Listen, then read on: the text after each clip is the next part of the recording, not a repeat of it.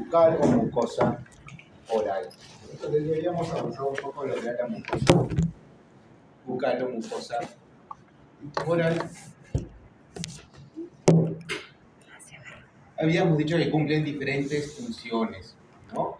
Había una función de absorción en esta zona del piso de boca, donde a veces colocamos algunas pastillas para poder, para que se absorban a ese nivel y produzcan su efecto. Por ejemplo, pastillas para la presión, etc. Tenía una función secretora también, porque habíamos dicho que en esta zona de la mucosa teníamos glándulas, ¿no? Habían glándulas salivales que secretaban, por eso había una función secretora. Había una función sensitiva también, porque va a reaccionar ante los estímulos con dolor. Una función sensorial que se ubicaba en el dorso de la lengua, ¿no? Que era todo lo que es identificación de sabores, y una función masticatoria, porque hay estructuras que participan también en la masticación. Entonces eran funciones de esta mucosa bucal, y dependiendo de qué función desarrolla cada zona de esta mucosa, iban a tener diferentes tipos de tejidos que se encontrarían constituyendo, ¿no? Para empezar, toda la mucosa oral, ¿qué tipo de epitelio tenía? ¿Qué variedad de epitelio? ¿Era simple o estratificado? Estratificado, ¿no? El estratificado era el epitelio que encontrábamos en la mucosa oral.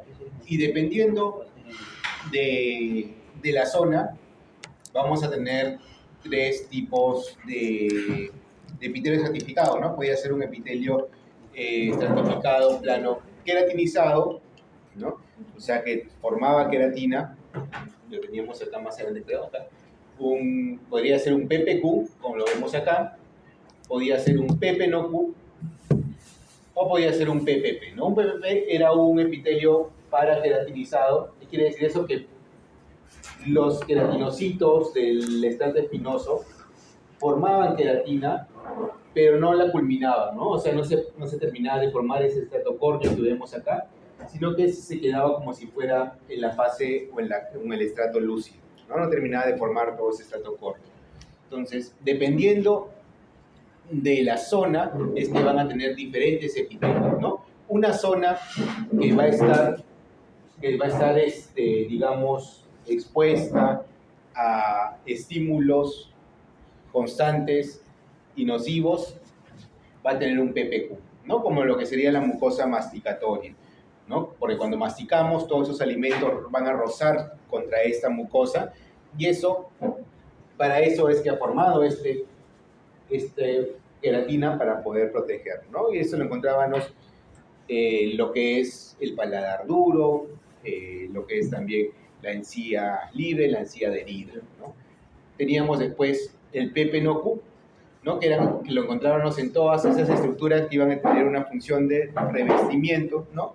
Que iban a revestir nomás, más no iban a estar expuestas a todos estos estímulos, como por ejemplo la mucosa del labio, las zonas yugales, ¿no? Los carrillos, ¿no? Estos van a tener un PPNOQ, y el PPP, que iba a ser en el caso, por ejemplo, de algunas estructuras que iban a estar expuestas a estímulos, pero que de repente no tan directamente, ¿no? Como el caso de la encía adherida, que podía ser o bien PPQ o de repente PPP, dependiendo de la dieta del paciente, ¿no? Si el paciente, cuando mordemos, lo que está directamente en contacto con los alimentos es la encía libre, ¿no? Entonces esos alimentos luego se desplazan hacia la encía adherida, y supongamos que es una dieta de una persona vegana que no implica mayor esfuerzo, podría ser un PPP lo que esté cubriendo a esa encía adherida, ¿no? Entonces, diferenciaba yo un PPQ de un PP no Q por estas crestas o clavos epiteliales, ¿no? En un PPQ son más profundos, ¿no? Y estas papilas coriales, que son este tejido conectivo que está como que ingresando entre estas o clavos epiteliales, también eran más profundos, ¿no? En cambio, en el PP no Q no presenta tantos clavos epiteliales, ¿no? Pues como que son más anchos y en menor cantidad, ¿no? Y esto era ¿por qué?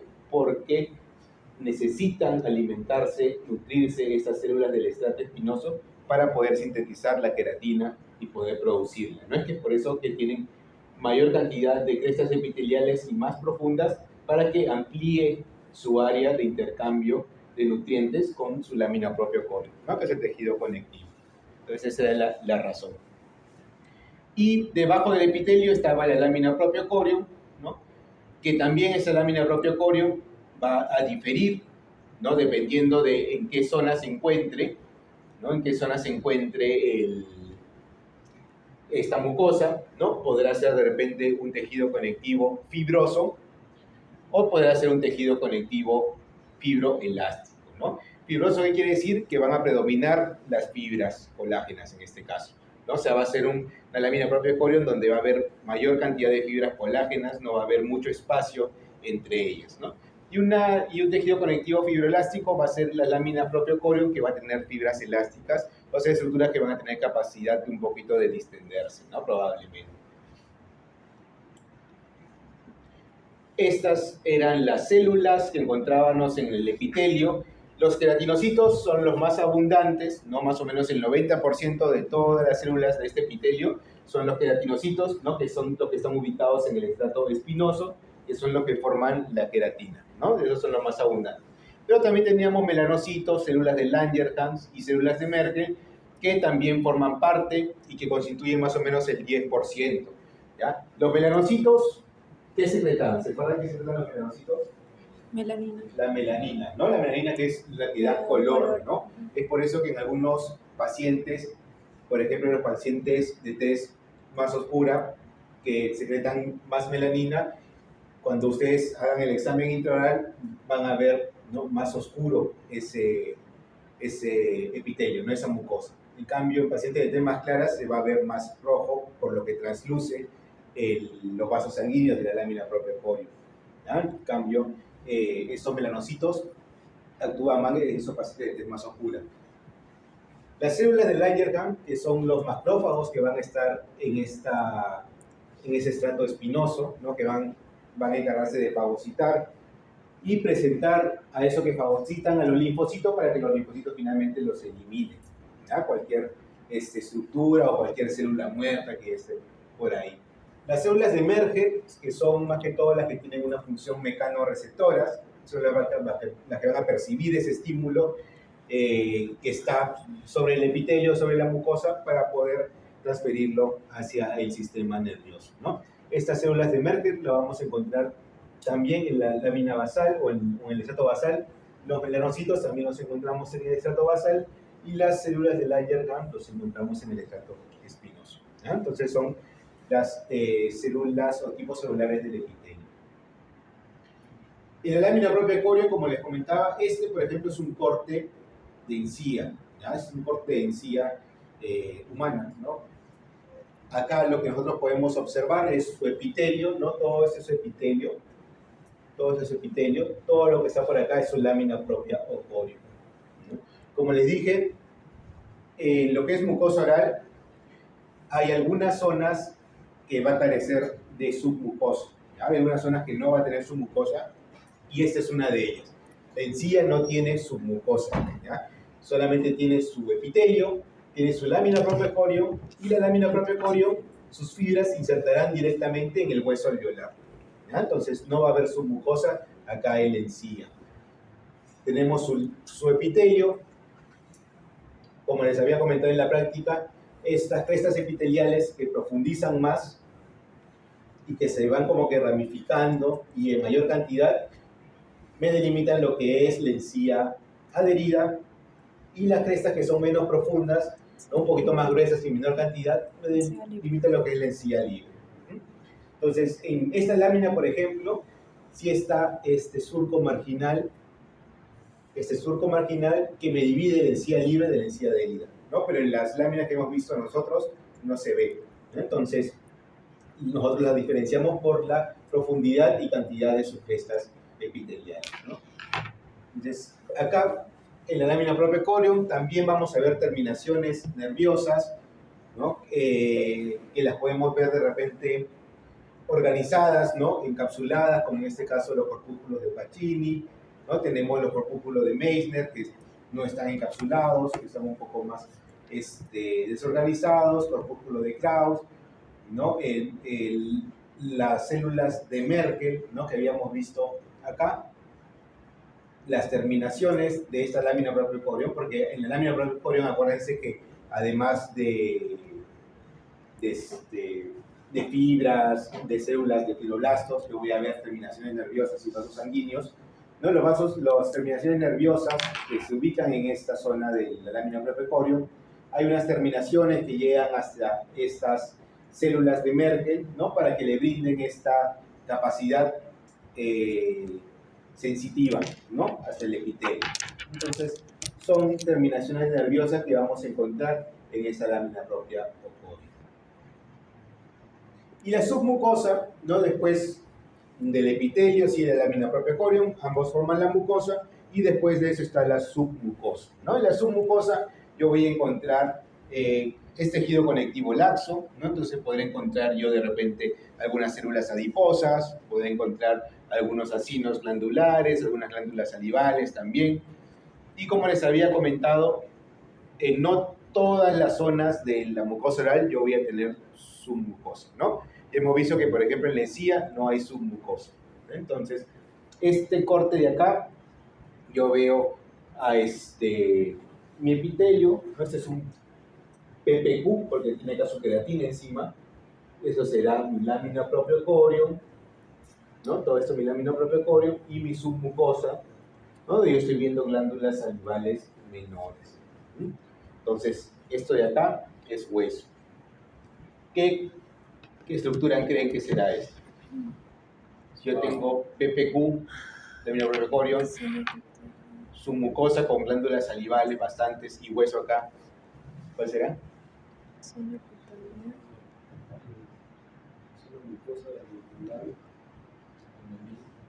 ¿Seguro? De lo que hemos visto.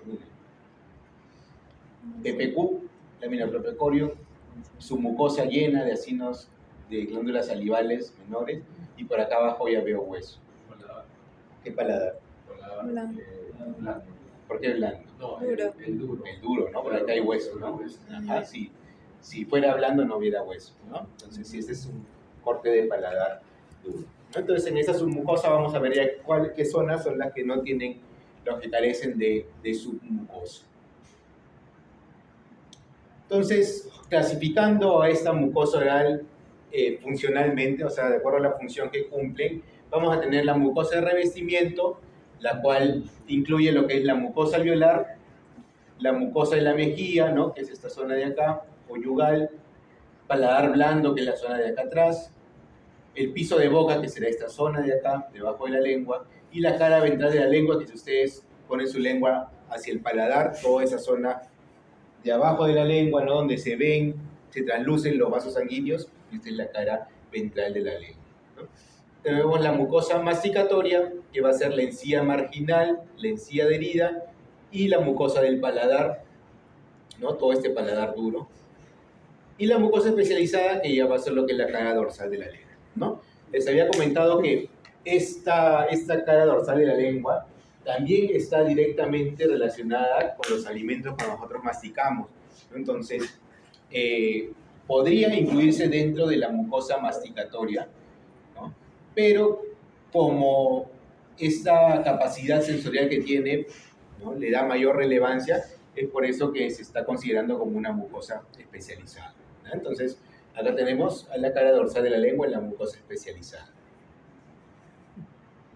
Entonces, ¿dónde ubico cada una de estas mucosas que hemos hablado? La mucosa masticatoria estará en el dorso de la lengua, ¿no? La mucosa de revestimiento estarán en las zonas yugales, ¿no? En la cara ventral de la lengua, en el piso de boca, ¿no? La mucosa masticatoria estará acá en la zona del paladar, ¿no? También la tendré acá en la encía libre y en la encía adherida.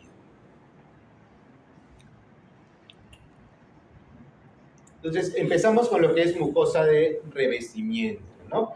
Todo lo que es mucosa de revestimiento va a tener un PP no Q, ¿no? Va a ser un epitelio estratificado no queratinizado porque no está expuesta a estos digamos, a estos estímulos de cuando nosotros masticamos, etc., ¿no? Entonces esa mucosa de revestimiento la vamos a encontrar acá, en la zona yugal, ¿no? Toda esta es la mucosa yugal, ¿no? Del carrillo, del cachete. En la mucosa alveolar también, que es cuando levantamos el labio, ¿no? Esta es mi encía libre, mi encía adherida, y toda esta zona es la mucosa alveolar, que también es una zona de revestimiento. Y el labio también tiene una parte que es mucosa de revestimiento, ¿no? Que es la parte de la mucosa del labio. Entonces, un corte que nos ayuda a ver la zona mucosa y también la zona de fuera, que es la zona del epitelio, es el corte sagital del labio que nosotros hemos visto, ¿no? En este corte sagital del labio yo veo la zona del cutánea, ¿no? Por el otro lado yo veo la zona mucosa y esta parte de transición que se le conoce como el bermellón del labio. Entonces, en la zona cutánea habíamos dicho que yo la reconozco porque tengo estructuras que yo veo en esta zona de la piel, ¿no? Como son los vellitos, ¿no? Los pelitos.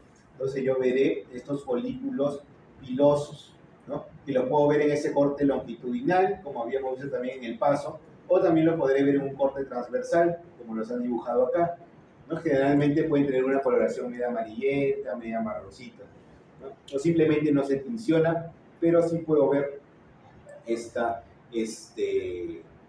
este corte longitudinal.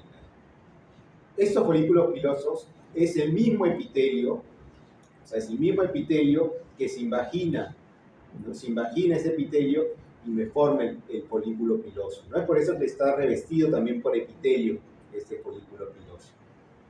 Entonces, hacia afuera, ¿qué más habrá? Células sebáceas, ¿no? Porque se secreta sebo, ¿no? Lo que tenemos, la piel grasosa, es por las glándulas sebáceas. Y las glándulas sebáceas se van a encontrar acompañando a esos folículos pilosos. Acá nos han representado muy bien. Y otra estructura serían las glándulas sudoríparas, ¿no? Porque nosotros sudamos, ¿no? En la parte cutánea nosotros sudamos.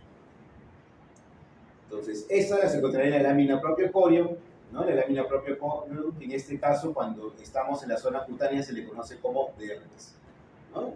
En la zona cutánea yo tengo mi epidermis, que será su epitelio, que es un PPQ, tendré su dermis, tendré su hipodermis, que vendría a ser como su submucosa, y luego tendré su músculo, ¿no? En este caso era músculo orbicular de los labios. Y luego empezaba con la zona de la mucosa, ¿no? La zona que da hacia la parte de la cavidad oral. En este caso, ¿qué tipo de epitelio tenía? ¿Qué variedad de epitelio?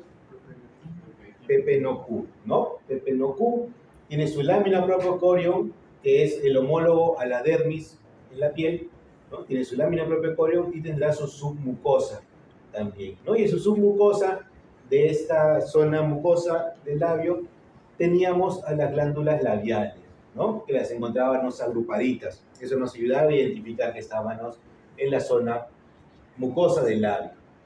Y en la zona del bermellón, que es una zona de transición, por lo general es un PPP, tiene un epitelio polisantificado paraqueratinizado, que es bien fino. No es por eso que ustedes cuando se les resecan los labios, es como que se descaman, ¿no? Eso es parte del bermellón, ¿no? Es parte de ese epitelio PPP paraqueratinizado que se está descamando. Y es bien fino, tanto así que se translucen todos estos vasos sanguíneos que están en la lámina propia o córeo. Entonces, el corte del labio que nosotros ya hemos visto en la parte práctica con todas las estructuras que hemos identificado. Entonces, acá un poquito mayor aumento, ¿no? Toda esta es la zona mucosa del labio, ¿no? Vamos a ver la zona mucosa del labio, perdón, la zona cutánea del labio, la zona mucosa es esta zona de acá. Y acá estoy viendo yo mi folículo piloso, y les había dicho que el folículo piloso siempre estaba acompañado por sus glándulas sebáceas, ¿no? Las glándulas sebáceas son claras y con un núcleo en el centro, ¿no? Esas son las glándulas sebáceas, ¿no? Su función es secretar el sebo, ¿no? Y había otras estructuras que tenían una luz central, que son las glándulas sudoríparas, ¿no? Las glándulas, mira, un epitelio cúbico, ¿no? Células cúbicas y una luz en el centro. Estos son conductos de las glándulas sudoríparas. ¿no? Conductos secretores, ¿no? A este nivel no puedo identificar cuál es cuál, pero son conductos de la glándula sudorípara, ¿no? Igual acá tengo mi tejido conectivo, tengo un capilar por acá. Y en el caso de las glándulas sebáceas, a mayor aumento eso es lo que yo tengo, ¿no? Unas células que no se tensionan mucho, pero un núcleo redondo central, ¿no? Eso es lo que me va a identificar que yo estoy en la glándula sebácea, ¿no? Que va a secretar lo que es el sebo hacia el folículo piloso o directamente hacia la piel. Acá, para ver a mayor aumento lo que es la zona mucosa, tengo mi epitelio, que es un PPNOQ, mi lámina propio corio, donde yo veré vasos sanguíneos, donde tendré yo fibroblastos. Esta lámina propio corio de la zona mucosa del labio es tejido conectivo fibroelástico. ¿Ya? Ese es tejido conectivo fibroelástico, su lámina propio corio.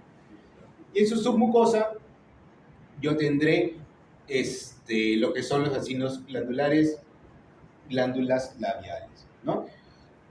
Que habíamos dicho que las encontrábamos formando grupos, ¿no? Formando grupos, esos eran las glándulas labiales y me ayudaban a identificar, ¿no?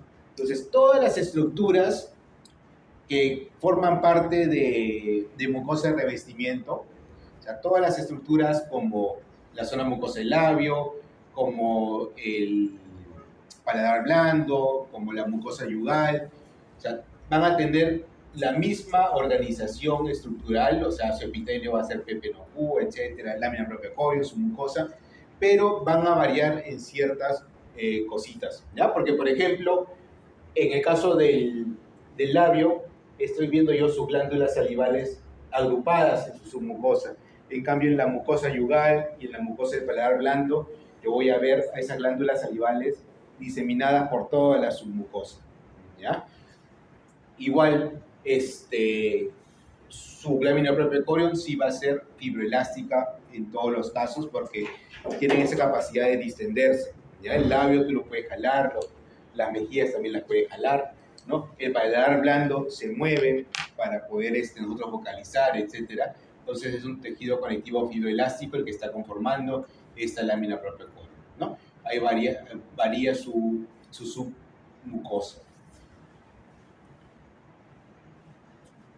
Y en el paladar blando que ya habíamos visto, yo lo identificaba rápidamente, además de que es un PPNOQ, por la gran cantidad de glándulas o acinos glandulares que yo veo, ¿no? Esa es la parte de la submucosa, ¿no? Es amplia y veo todo lleno de acinos glandulares, ¿no? Tengo su epitelio, que es un PPNOQ, porque es revestimiento. Tengo su lámina propia corio, que en este caso es tejido conectivo fibroelástico, y su submucosa llena de acinos glandulares, ¿no? Y habíamos dicho que en este caso tengo una porción que es la que da hacia la cavidad oral y otro extremo que es el que da hacia las fosas nasales, ¿no? Hacia la cavidad nasal. Es por eso que yo veo en este corte dos epitelios, ¿no? En dos lados veo epitelio. Y el otro lado, como es zona respiratoria, tendré un epitelio pseudoestratificado, cilíndrico ciliado, ¿no? Luego tendré su lámina propia corion, en las cuales se encuentran estas estructuras, ¿no? Que son los nódulos linfáticos, muy bien.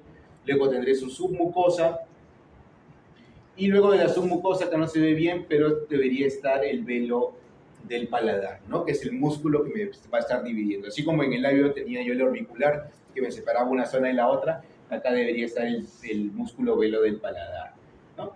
Y en su submucosa, en este caso de la zona respiratoria, lo que yo no voy a tener son glándulas salivales, ¿no? Porque nosotros no salivamos hacia la cavidad nasal, sino que voy a tener de repente yo algunos acinos mucoserosos, ¿no? Porque secretan mucosidad para poder atrapar cualquier toxina, cualquier resto o polvo que haya ingresado a las fosas nasales, ¿no? Entonces, paladar blando.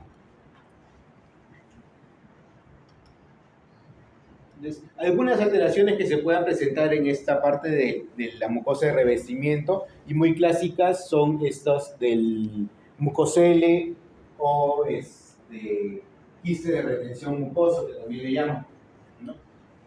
este mucocele justamente porque habíamos dicho que en el labio y en demás zonas tenemos glándulas salivales menores.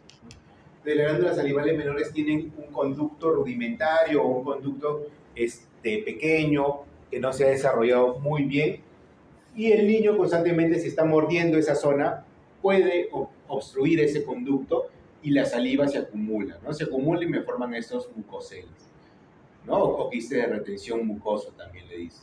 Esto, cuando lleguen a odontopediatría, van a ser seguro.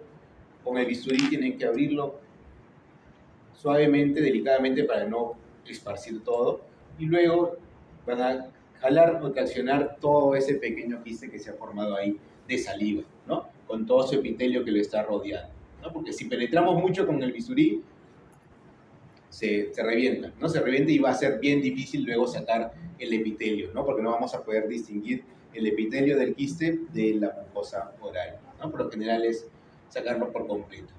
Y otros son los gránulos de Fordyce, que ya más que todo es una alteración de origen embriológico, ¿no? Porque estos son glándulas sebáceas, ¿no? Las glándulas sebáceas, ¿dónde las encontrábamos? En la zona cutánea, ¿no? O sea, normalmente deberían estar hacia afuera, ¿no? Pero estos gránulos de Fordyce son glándulas sebáceas aberrantes, o sea, quiere decir eso que han crecido en la zona interna, ¿no? En una zona donde no deberían estar normalmente. Entonces, ha apoyado este mecanismo de migración celular, se han ubicado acá, pero como no es su ubicación normal, no se han desarrollado todo ese sistema de conductos para que puedan, digamos, verter su producción hacia la zona externa, y como no hay eso, simplemente van acumulando todo ese sebo y se ven de ese color medio amarillento, ¿ya? Entonces, esto de acá, cuando es en esa cantidad, es bien difícil ponerte a extraer cada uno de estos gránulos, ¿no? Porque no es que vayas a abrir todo esto y sacarlo, ¿no? Sino que tienes que abrir uno por uno para poder extraerlo, porque si no le dejarías una cicatriz grande. Entonces, si es que eso no le molesta al paciente, como está de manera interna, no hay problema, ¿no? Pero ya hay algunos que se extienden hasta las zonas del labio, etcétera, y ya es un poquito más un tema de estética por parte del paciente que decide retirarlo, ¿no? De repente ahora, con láser, se podría manejar mejor estos casos, ¿no? Cuando lleven ustedes el curso de láser con el doctor Uva, con el doctor Sergio Jiménez, de repente ya con algún láser de CO2 o algo se pueden cauterizar estos gránulos de Fordyce y no alterar mucho ahí el tema de la mucosa, ¿no? Pero esas son fallas de tipo ya embriológicas. Generalmente se ven pocos, ¿no? 3, 4, contados, pero acá sí, por ejemplo, en esta imagen se ve mucho más. Entonces, ya como les comentaba, mucosa de revestimiento, todas tienen la misma organización, ¿no? Epitelio, que es Pepelocu, lámina propia Orion y su submucosa, ¿no? Lo único que va a variar es la submucosa, en algunos tenemos acinos glandulares diseminados y en otras, como en el labio, van a estar agrupados, ¿no? Entonces, en la mucosa masticatoria es esa mucosa que va a estar directamente relacionada a los estímulos de la masticación, ¿no? Ya habíamos dicho que estaban en el paladar duro y en la encía. El paladar duro, acá por ejemplo estoy viendo yo, que se va a dividir por zonas, ¿ya? En el centro yo tengo el rafe medio, ¿no? El rafe medio, ustedes ya saben cuál es el rafe medio del paladar, que es esta zona de acá, en la cual es otra zona que carece de submucosa, ¿ya? El rafe medio, yo voy a tener mi epitelio, mi lámina propia corium, y directamente esas fibras de la lámina propia corium se van a insertar en el hueso del paladar, ¿ya? Entonces en este rafe medio tampoco hay submucosa.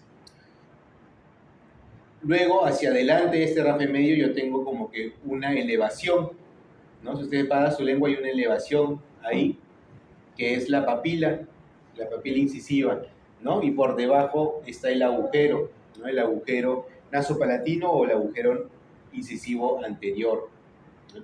Entonces, este paladar, sus zonas laterales, yo las voy a dividir en una zona anterolateral y en una zona posterolateral, ¿ya? Porque van a haber algunas cositas que van a variar ahí.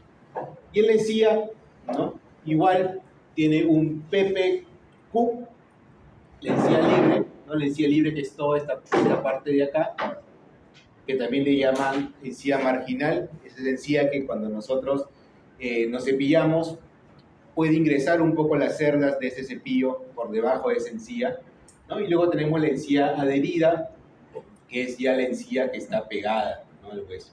Les había dicho que esta encía también carece de submucosa, ¿no? Directamente, acá debería estar la cresta, directamente las fibras se insertan en la cresta alveolar, ¿no? Directamente se insertan en el hueso. Entonces, la encía, un PPQ, la encía libre, y la encía adherida, dependiendo de la alimentación, puede ser un PPQ o un PPP, ¿no? Y acá representado este surco marginal, que veíamos que me separaba la encía libre de la encía adherida, pero que en las láminas no se ve muy bien. Este mismo epitelio que yo veo acá, a nivel de la cúspide, ingresa hacia esta hendidura, ¿no? Y me va a formar lo que es el epitelio del surco, ¿no? El epitelio del surco, que es PP no Q, ¿no? ¿Por qué? Porque este epitelio del surco no va a estar expuesto a estímulos como en el caso de este epitelio que está por fuera, ¿no? Y seguimos, y el epitelio que ya se une directamente con el diente vendría a ser el epitelio de unión, ¿no? Epitelio de unión o epitelio dentogingival, ¿no?, que está uniendo el diente con la encía, ¿no?, o adherencia epitelial, ¿no? Este epitelio de unión es el otro, la otra parte que también carece de submucosa. Entonces tenemos tres zonas que carecen de submucosa: la encía, el epitelio de unión, la zona del epitelio de unión y el rafe medio, ¿ya? Son los que carecen de submucosa. Y este epitelio de unión ya vamos a ver que tiene la característica que tiene dos membranas basales, ¿ya? Una membrana basal que da hacia el diente y otra membrana basal que da hacia la lámina propia o coria. Entonces, el paladar duro, como les comentaba, lo vamos a dividir, ¿no? Vamos a dividirlo en la zona anterolateral, ¿no?, que va a ser esta zona de acá, en la cual en sus glándulas, en su submucosa, yo no voy a ver glándulas salivales, sino lo que yo voy a ver son células adiposas. Eso quiere decir que en esta zona anterolateral del paladar duro no va a haber secreción salival. Y tengo la zona posterolateral, que son los cortes que hemos visto, ¿no?, en los cuales sí hay glándulas salivales o submucosa. Entonces, zona anterolateral tiene células adiposas en la submucosa y la posterolateral tiene glándulas salivales. Y el paladar blando, que ustedes ya saben que va a estar lleno de esos acinos glandulares en su submucosa, ¿no? Y el rafe medio, que es el del centro, en el cual yo tendré epitelio, lámina propia corio y directamente hueso, ¿no? Acá no hay submucosa. Diferencio el paladar duro del paladar blando en que después de su submucosa yo tengo hueso en el paladar duro, y en el caso del paladar blando yo voy a tener músculo, ya no voy a tener hueso en esa zona. Y algunas alteraciones como los torus, ¿no?, torus palatinos, que son excrescencias de hueso, ¿no? Es como que el hueso que ha salido un poco más, ¿no?, y forma estos torus, ¿no? Estos torus, por ejemplo, ¿dónde podría ser un problema? Si es un paciente déntulo total y tienen que hacer una prótesis, muchas veces esos torus interfieren con la adaptación de la prótesis, ¿no? Porque la prótesis completa, ustedes saben que utiliza toda esta zona del paladar como un área de contacto y de retención. Entonces, esos torus a veces te juegan a favor o a veces te juegan en contra, ¿ya?, en la retención de esas prótesis. Y más aún, como acá no hay submucosa, si hacemos una prótesis con ese torus, las fuerzas masticatorias van a ir directamente sobre esta zona, y el hueso que esté por debajo, como no hay submucosa, se va a reabsorber más rápido, ¿ya? Y acá también hay algunos torus mandibulares, ¿no? En la zona de la mandíbula también pueden salir esos torus. Y a esto, hacer una prótesis con esos torus mandibulares es bien complejo, porque son bien retentivos. Entonces acá es difícil que entre una prótesis y que salga, porque esta retención que crean no permite en cuanto a prótesis completas, ¿no? Eso se opera, ¿no? Eso sí, o sea, se puede dependiendo del grado, ¿no? Si es solamente hueso, se puede limar, ¿no? Lo limas hasta que llegue un momento que no sea retentivo, ¿no? Para eso se hacen cirugías pre-rehabilitación oral, ¿no? Entonces, van preparando a todo el hueso para recibir a sus prótesis, ¿no? Cirugías preprotésicas. Y la otra zona que tenía mucosa masticatoria era la zona de la encía, ¿no? La encía libre o encía marginal, que es toda esa encía que está rodeando al cuello del diente, ¿no? Que ustedes por acá ingresan la sonda, ingresan libremente porque no está pegada a la estructura dentaria, y la encía adherida, que es la que está pegada, ¿no? Hacia el hueso. Y más arriba ya estará la mucosa alveolar, que es mucosa de revestimiento. Entonces, esta encía en la zona interdental también ingresa y me forma lo que es la papila, ¿no? O encía interproximal. Y esa papila es un epitelio bien fino, por eso es que siempre tiende a inflamarse rápido. Cuando hay una gingivitis, ¿no? Lo primero que suele inflamarse es esta encía interproximal o papila interdental. No es la que se va a poner roja primero. Y luego también la encía marginal la va a acompañar. Si ustedes se dan cuenta, esta zona se ve un poco más blanquecina que esta zona de acá, ¿no? Entonces, siempre en las zonas donde hay queratina, se va a ver un poco más blanquecina, ¿ya? O más pálida, por así decirlo. Porque la queratina que se forma, digamos, crea una capa que me cubre a todos los vasos sanguíneos que están en la lámina propia polio. Es por eso que no se trasluce y se ve así, como una zona más pálida. En cambio, en las zonas de revestimiento, como el epitelio es delgado, ¿no? Es PP-no-Q, se traslucen todos los vasos sanguíneos de la lámina propia corión y se ve, se percibe de esa manera más roja. En la encía normal, o sea, una encía sana, va a presentar una encía rosada, que se le dice, y un puntillado, ¿no? Que es ese puntillado como cáscara de naranja, que se ve también en esa encía adherida, es signo de que es una encía clínicamente sana. Ya cuando ustedes lleven periodoncia les van a enseñar los biotipos gingivales, a diagnosticar encías sanas, gingivitis y periodontitis. Igual acá tengo la encía marginal o encía libre, que es la que me está rodeando a todo el diente, todo el cuello del diente, la zona interproximal, ¿no? La encía adherida con este puntillado, ¿no? De piel de naranja, ¿no? Que lo caracteriza cuando está sano. Y este es, ¿no? Un corte que habíamos visto de la encía del ser humano. Estos son los cortes similares a lo que hemos visto en práctica. Lo que hemos visto en práctica son cortes de encía de mandíbulas de perro, ¿ya? Entonces que veíamos el esmalte, ¿no? La dentina y la encía que como que emerge, ¿no? La encía habíamos dicho, ¿no? La encía libre, que es PPQ, perdón, la encía adherida, que es PPQ o PPP, y este mismo epitelio ingresa hacia la hendidura gingival y me forma lo que es el epitelio del surco, ¿no? Que es PP-no-Q.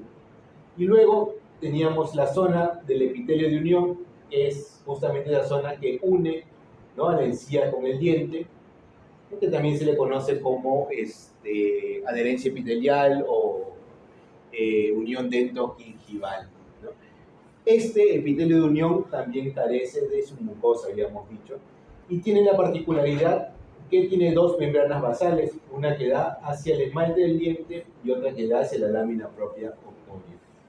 Acá lo tengo un poco mayor aumento. Este epitelio de unión, normalmente en un epitelio todas las células están bien cohesionadas, están bien unidas unas con otras, pero en este epitelio de unión o adherencia epitelial van a haber espacios entre sus células, ¿ya? O sea, no va a haber totalmente, no van a estar totalmente unidas unas con otras, ¿no? Más o menos hay un 30% de espacio entre las células. Y ese espacio que hay entre las células permite el ingreso de bacterias, el ingreso de toxinas, etcétera, a este nivel. Es por eso que en la lámina propia coreo se va a generar una zona que se le conoce como la zona inmunológica. Es una zona donde constantemente va a haber un infiltrado linfocitario, ¿no? Como lo estoy viendo acá, como un puntillado de linfocitos en la zona inmunológica, porque constantemente va a haber acá pasajes de bacterias, toxinas, etc., ¿no? Y es más, a este nivel va a salir lo que es el líquido clavicular. El líquido clavicular es un fluido que sale de la sangre, ¿no? No sale de la saliva, sino sale de la sangre, del plasma. Y este líquido clavicular tiene las mismas características de la sangre, con la diferencia que la concentración de glucosa en este líquido clavicular es mucho mayor, ¿ya? Tiene más o menos 300 miligramos por decilitro de glucosa, ¿no? Más o menos 100 veces más que la sangre.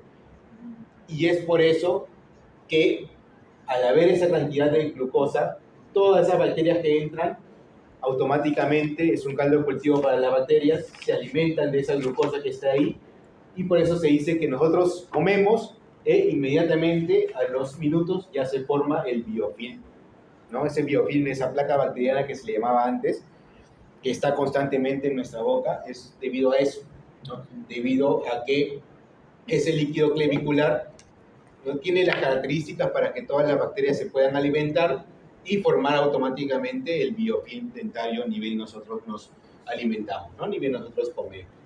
Entonces, esta es la encía marginal, su lámina propia coreo, ya hemos dicho que es un tejido conectivo fibroso, ¿ya? Acá, en la encía y en el paladar duro, mi tejido conectivo o mi lámina propia o corium va a ser un tejido conectivo fibroso. ¿Qué quiere decir eso? Que abundan las fibras colágenas, ¿no? No va a haber casi espacios. Es por eso que cuando ustedes lleven el próximo ciclo anestesiología y pongan anestesia a nivel del paladar duro, van a ver que duele, que se van a poner entre ustedes. Entonces van a sentir dolor porque justamente está entrando el líquido de la anestesia y me está separando a todas estas fibras colágenas donde no hay espacio, ¿no? Entonces eso genera un dolor en el paciente, ¿no? Entonces, y automáticamente ustedes van a ver que colocan anestesia y todo se va a poner isquémico, todo se va a poner blanco, ¿no? Porque justamente rápido es la acción, no van a necesitar colocar un cartucho, simplemente con una pequeña cantidad van a anestesiar esa zona del paladar, ¿no? En cambio es diferente cuando lo van a colocar acá en la zona del fondo de surco. Igual, si ustedes colocan la anestesia directamente en la papila interdental, al paciente también le va a doler porque ahí también tenemos este tejido conectivo fibroso, ¿no? Y automáticamente esa papila se pone blanca. Ingresa un poquito de anestesia y se pone toda isquémica. Rápidamente actúa a ese nivel la anestesia. ¿Okay? A veces ustedes cuando quieran aislar, cuando hagan operatoria, quieran poner su clamp, al paciente le duele a veces porque presionas la encía. Entonces a veces el doctor dice, ya, ponle anestesia a nivel de la papila.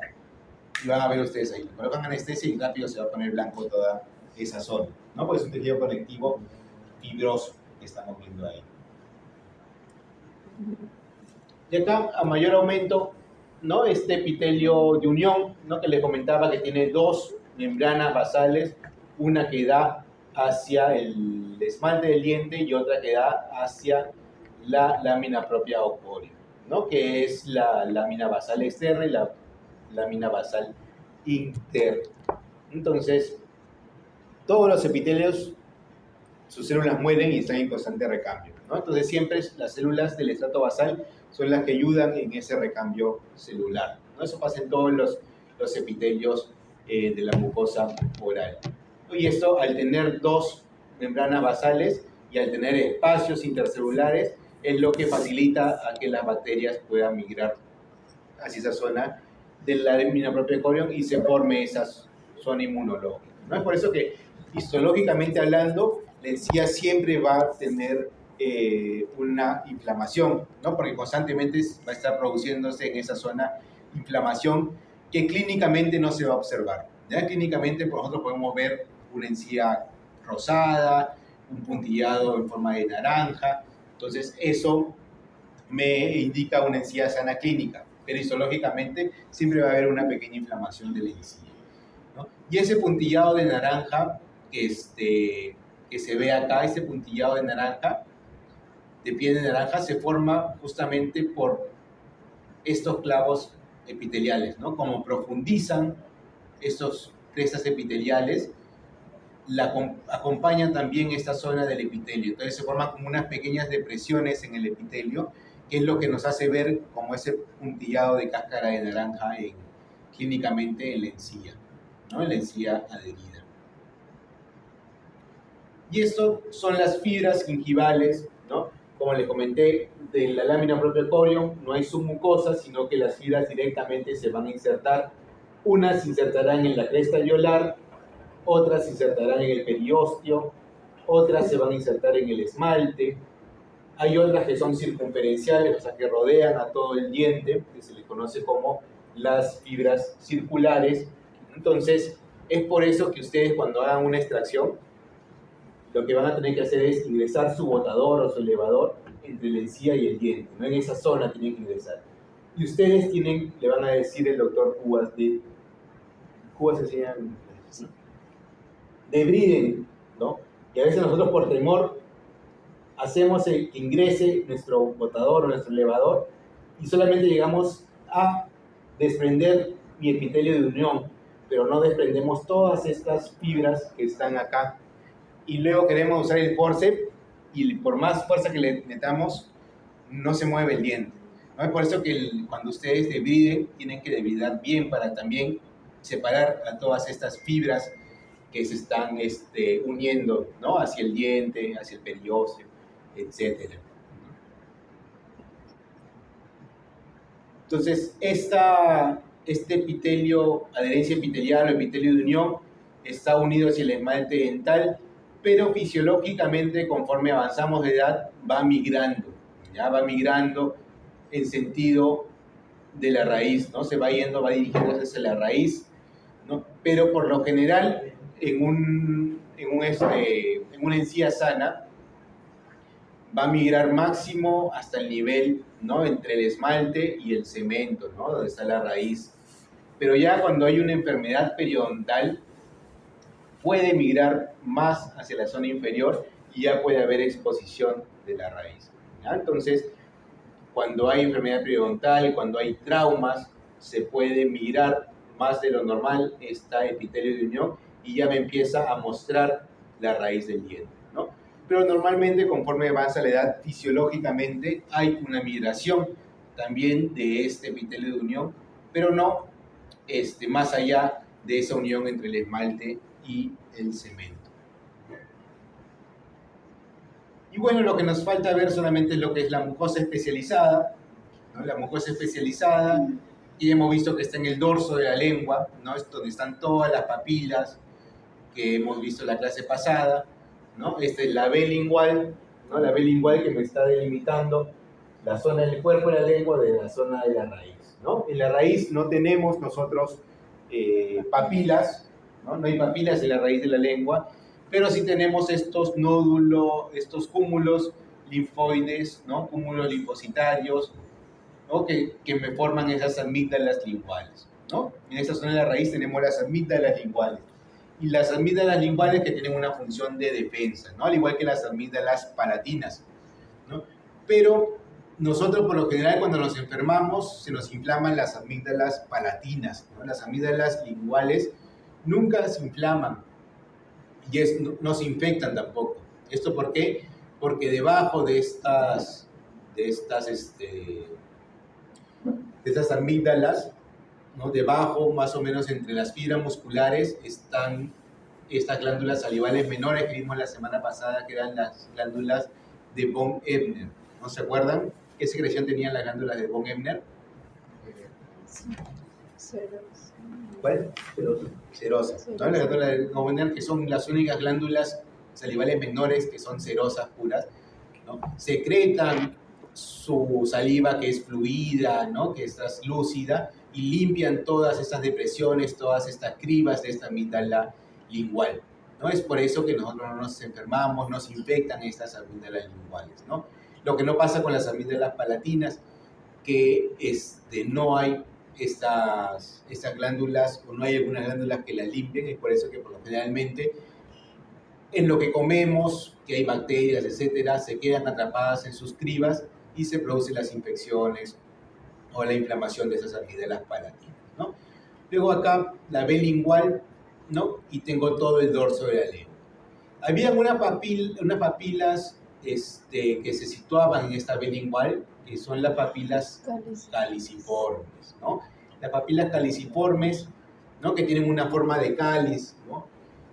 Y que generalmente las encuentro entre 12 a 15 máximo. ¿Ya? Algunos dicen menos, 10, 12, pero pongámosle un promedio de 12 a 15, ¿ya? 12 a 15 papilas caliciformes. Estas papilas caliciformes que se encuentran en esta zona posterior de la B lingual. Luego, tengo unas papilas filiformes, que son las más abundantes, ¿no? Las papilas filiformes son, cuando ustedes se cepillan la lengua o se limpian la lengua, hay como unos pelitos de carne. Todas esas son las papilas filiformes, ¿no? Y las papilas filiformes no tienen corpúsculos gustativos. Quiere decir que eso, que no tienen función gustativa, no van a captar ningún sabor, sino van a funcionar como unos mecanorreceptores, ¿no? Ahí dice, ¿no? Receptores sensibles al tacto y a los cambios de temperatura, ¿no? Van a ayudarme a determinar cuando hay calor, cuando hay frío en la zona, ¿no? Cuando hay algún tipo de presión sobre la mucosa de la lengua.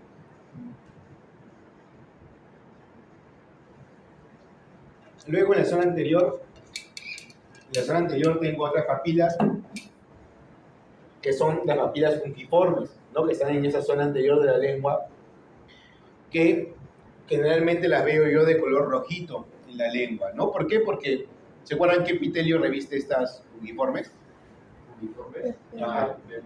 PP no Q, ¿no? Y como es PP no Q, no hay queratina que lo proteja, entonces ante cualquier cambio térmico, ante cualquier sabor intenso, se van a inflamar, ¿no? Y al inflamarse se ven de color rojito, ¿no? Por eso nosotros lo vemos como unos puntitos rojitos en la lengua.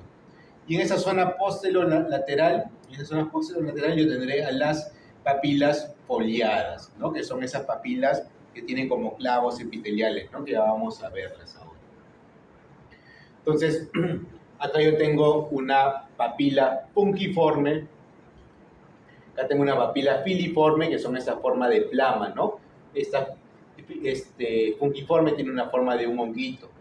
Estas tienen su corpúsculo gustativo acá, en esa zona superior, ¿no? Tiene entre 2 a 3 corpúsculos gustativos, por lo general, ¿no?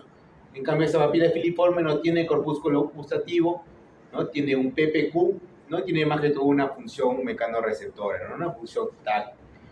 Tendré su lámina propia corion. Esto de acá también es lámina propia corion de la papila, ¿no? Tendré su submucosa y tendré su músculo, en este caso esquelético, ¿no? En la lengua nosotros tenemos músculo esquelético. La papila caliciforme, ¿no? Que tiene una forma de cáliz, bueno, que no se ve tan bonito, porque en general esta cintura es más angosta, ¿no? Tiene su PPQ, ¿no? Es queratinizado, es por eso que sus papilas están en la zona lateral, ¿no? Y entre papila y papila yo tengo este surco, ¿no? Este surco interpapilar, ¿no? Y en ese surco interpapilar, cuando nosotros comemos, se quedan atrapados restos, ¿no? Se quedan atrapadas bacterias, restos de alimentos, etc., ¿no? Y estas glándulas de acá, que son las glándulas de von Ebner, miren cómo sus conductos desembocan en este surco, justamente para limpiar, ¿no? Limpian este surco interpapilar para que los corpúsculos puedan captar nuevamente los sabores y cumplir su función, ¿no? Entonces, estas son las papilas caliciformes. Entonces, acá estoy viendo, ¿no? Todos estos como pelitos, ¿no? Y que se ven blanquecinos porque tienen queratina, son las papilas filiformes, y todas estas que se ven rojitas, ¿no? Son las papilas fungiformes, ¿no? Por acá están las foliadas y la zona posterolateral.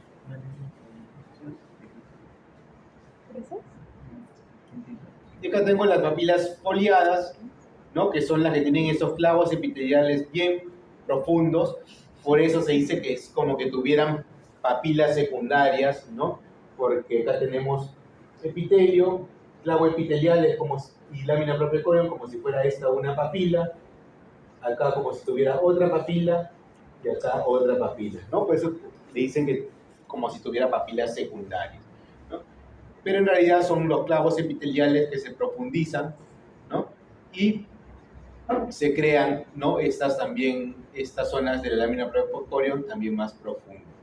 Acá también tiene un PPQ, sus corpúsculos gustativos están en la zona lateral, ¿no? Entonces también tendremos estos surcos interpapilares y habrán también glándulas de von Ebner que me limpien estos surcos interpapilares, ¿no? Acá a mayor aumento el corpúsculo gustativo, este corpúsculo gustativo es un corpúsculo intraepitelial, no está dentro del epitelio, es por eso que necesita una fibra que capte, recepcione esos sabores, y eso se le llama poro gustativo, o algunos le dicen pelo gustativo también, que es el que va a darle a captar los sabores a este corpúsculo gustativo. Entonces, acá una representación gráfica, ¿no? El corpúsculo gustativo tiene células, tiene unas células que son de sostén y tiene unas células que son propiamente las que van a captar el sabor, tiene su pelo o poro gustativo, ¿no? Que es el que capta el sabor, y tiene sus fibras nerviosas en la otra zona que van a dirigir ese estímulo que he captado hacia ya las zonas superiores, ¿no? Llámese encéfalo, ¿no? Para que pueda ser captado y nuevamente haya una respuesta, ¿no? Entonces, tenemos a los corpúsculos gustativos, ¿no? Igual acá. Acá, por ejemplo, estas células que no se tincionan son las células de soporte, y las células que se tincionan bien son las células que en realidad captan el sabor, ¿no? Son las células gustativas, ¿no? Que se le llaman también mioepiteliales. Entonces acá finalizando, por las papilas, ¿no? Es como que se ha hecho como que un mapa del gusto, donde se dice que en la zona anterior se capta de mejor manera lo dulce, ¿no? En la zona posterolateral, que están las papilas foliadas, se capta lo que es el ácido y el amargo y el salado, y en la zona posterior, donde están las papilas caliciformes, el sabor amargo, ¿no? Entonces, esto no quiere decir que en la zona anterior no se puedan captar otros sabores, sí se pueden captar otros sabores, sino que predomina, ¿no? Es más fácil que se capte acá el sabor dulce. Entonces, esto es lo que corresponde a la clase de mucosa. Nos ha quedado un poquito de tiempo, chicos. La clase de Maldes sí vamos a tener que recuperarla, porque eso tiene que entrar en la S2. ¿Ya? No sé el viernes cómo están ustedes. El viernes cómo están ustedes. Pero, ¿a qué hora? ¿A qué hora tiene? Después de las 4. No A las 4, ¿no? ¿O puede ser en la mañana? Depende si es práctico o no. Sí. Depende si es práctico. Yo tengo de 3 a 5. Puede ser en la noche. Sí, En la noche sería ¿A qué hora llegan a su 8. No, 7:30 por ahí, ¿no? Sí. 7:30? ¿7:30? Sí. ¿7:30? El viernes a las 7:30, entonces. Viernes a las 7:30. Sí, Lo voy a poner por ahí. Y la próxima semana ya es la S2. sí, Teórico y práctico.